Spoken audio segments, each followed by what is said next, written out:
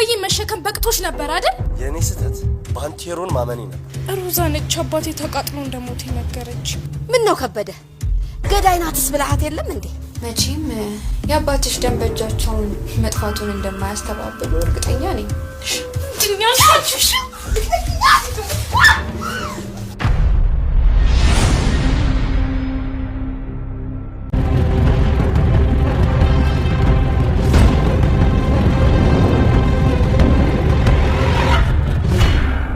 ተንኮለኛዋ ሮዛ መልካም ስብዕና ያላት ከአንደበቷ መጥፎ ነገር የማይወጣ ሉሊት ከአንደበቷ መጥፎ ነገር እንዲወጣ እናትሽ አባትሽን ገደለችው በማለት እናቷ ላይ ያልተገባ ቃል ሉሊት ተናገረች። በስተመጨረሻም ያህል በቃ ብሏት ደግሞ በስለት እናቷና እሷ ከተኙበት በስለት የሚወጋ ሰው ላከችባቸው። ሮዛ ለቀጠረችው ሰው እናቷን ከልጅቷ እንድትለይ ነው የምፈልገው፣ ልጅቷ በቁሟ እንድትሰቃይ። ምስኪኗ ሉሊት አባቷ ህልሟን ሳታሳካ ትምህርቷን ጨርሳ ሳትረዳቸው ያረፉባት አልበቃ ብሏት ስትጸጸት አሁን ደግሞ እናቷን ከልጅቷ ላይ የሚል ነገር መጣ። እዛ ያላከችው ሰው ስራዬ መግደል ነው በማለት ወደ ተላከው ስራ ገብቷል። ወደ ተኙበት ክፍል ማንም በሌለበት እናትና ልጅም ትንሹ የሞት ታናሽ ወንድም እንቅልፍ ድብና አርጎ በያዛቸው በስለት የሚወጋው ሰው ወደ እነሱ ገብቷል። ጨክኖ ይሄን ነገር ያደርገው ይሆን ወይስ ሰው ይደርስላችሁ ይሆን? በእርግጥም ሁሉ ተኝቷል። የእንቅልፍ ሰዓት ነው። ሰላም ጤና ይስጥልኝ። ውድና የተከበራችሁ በመላው ዓለም ያላችሁ ኢትዮጵያና የተወሰናችሁ እግዚአብሔር ይመስገን ደህና ነኝ። ትንሿ ሙሽራ ክፍል 55ን አብረን እናያለን። ባለፈው ክፍል ሮዛ የሉሊት እናት አባቷ ላይ በር ዘግተው ገበያ እንደወጡና ሰውየውም ተነስተው ራሳቸውን ማዳን እንዳቃታቸው ክፍት ቢሆን እንኳን ይወጡ ነበር እያለች የሚያጸጽት ቃላት ነግራት፣ ሉሊትም እናቷ ላይ ወጥታ አባቴ ሰልችቶች እንደዚህ ያደረግሽበት በሳት ተቃጥሎ እንዲሞት አደረግሽው በማለት እናቷ ላይ ከአንደበቷ መጥፎ የማይወጣው ሉሊት እናቷን መጥፎ ቃል ስትናገር፣ ትየዋም የሚሳሱላትን አንድ ልጃቸውን እንዴት አካሌ ላይ ጨክናለሁ ብለው ልጃቸውን በጥፊ ከተማቱ በኋላ ከግቢ ወጥተው ይሄዳሉ። የአባትሽን ቀን ይስጠኝ፣ ከዚህ በኋላ አንቺ የምትባይ ልጅ የለኝም፣ ተከትለሽን ብትሄጂ በፍጹም ለዘላለም አይኔን አታዩም በማለት ሲወጡ ዳዊትን ያገኙታል። ማዘር ብሎ ሊይዛቸው ሲሞክር ምንድን ነው ደግሞ ለምንድነው እንደዚህ የምታየኝ ይሉ ነበር። ዳዊት እኮ ነኝ ይል ነበረ። ብትሆንስ ወዲህ ሚስጥር የሚይዝ መስሎኝ ነገሬን ሁሉ ሚስጥሬን ነግሬህ ለልጄ እብድነት እናትሽ በላት ይሉ ነበር። እንዴት እንደዚህ ይላሉ ማዘር በሚልበት ሰዓት ገዳይ ናትስ ብልሃት የለ እንዲህ ደግሞ እንዴት ይከብድሃል ይሉ ነበር። ዳዊትን በማያውቀው ነገር ስለተከሰሰ ግራ ገብቶታል። ይህ ልጅ ትሰማለህ፣ ድሃ ነኝ እንጂ ክብረ ቢስ ሴት አይደለሁም የሚሉት ነበር ለዳዊት። ዳዊትን በነገሩ ግራ ተጋብቷል። ዳዊትም ኧረ እባክህ ይረጋጉ በሚል ሰዓት ኧረ እባክህ ደግሞ ለልጄ ያልተፈጠረ ነገር ተናግረህ የልጄን የአባቷን ገዳይ ስታደርገኝ ከልጄ ጋር ስታለያየኝ ደግሞ ተረጋጊ ትለኛለህ አንተ ብዙ ይሉ ነበር። ዳዊትም ኧረ እባክዎት ማዘር እኔ ከሉሊት ጋር ስለምንም ነገር አላወራሁም ቢል እሳቸው ግን ሊሰሙት አልቻሉም። እናንተም ሰዋችሁን ጥርጣሬ ከሞላውና እኔም ከእውነተኛው በውስጤ ካለው ጋር አብረን እንኖራለን። ዳዊትም በተደጋጋሚ እኔ ከሉሊት ጋር በምንም ነገር አላወራሁም ቢላቸው መቼም እንግዲህ ለአንተ ብቻ ነው አባቷ በሳት ተቃጥሎ እንደሞተና በሩ እንደዘጋሁበት ያወራሁት። እኔ ደግሞ ይህ ነገር ይፈጠራል ብዬ በር አልዘጋሁም። በሰላም ሀገር ወደ ገበያ ሄድኩ፣ በሩ ተዘጋ፣ እሳት ተነሳ፣ እኔም ልደርስ አልቻልኩም። ከመድረሴ በፊት እሱ ህይወቱ አልፏል ይላሉ። ፈለገ ክፉ ሰው ብሆን የልጅ አባት እኔ እኮ የምወደው የህይወቴ አጋር ነበር፣ እንዴት እንደዚህ ላደርግ እችላለሁ? ዳዊትም የኔ ስህተት ባንቴሮን ማመኔ ነበር። ስለዚህ ነገር ያወራሁት ለእሱ ብቻ ነበር። ሉሊት እናትም እና ስለ እኔ ገዳይነት እያወራችሁ ነበር ይሉ ነበረ። ማዘር ይረጋጉ፣ እኔ ያወራሁት እሳቱ በድንገቱ አጋጣሚ እንደተነሳ ነበር።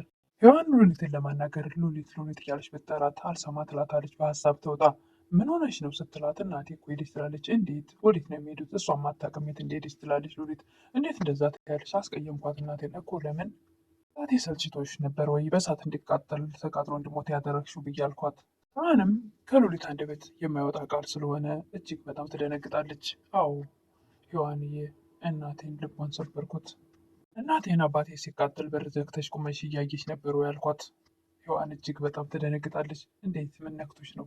ሉሊትም ካፌ የሚወጣው መርዝ የሆኑ ቃላቶች በፍጹም ልጠነቀቅ አልቻልኩም ነበረ። ምንም እንዴት ይህን ውንጀላ ከየት አመጣሽው? እንዴት እንደዚህ ልትያቸው ቻልሽ? ትል ነበረ። ሮዛ ናት ይህን ነገር አባቴ ተቃጥሎ እንደሞተ የነገረችኝ እኮ። አስመሳይዋና የሰው ሕይወት እንዲረበሽ የምትፈልገውን የሮዛን ወሬ ሰምተሽ እናትሽን እንደዚህ ትናገሪያለሽ? ጊዜው ሳስብ የነበረው አባቴ እንዴት እንደሞተ የጎረቤቴን እንኳ ታዩ፣ የጎረቤታችንን ተያዩ፣ ብቻ እናቴ አባቴን እንዴት ከሳት አላደነችውም የሚለውን ነገር ብቻ ነው ሳስብ የነበረው እንጂ ከአንደበቴ የሚወጣውን እናቴን ልቧን የሚሰብረውን ቃል አልተጠነቀቅኩም እና አላሰብኩትም ነበር ትል ነበር ሉሊት።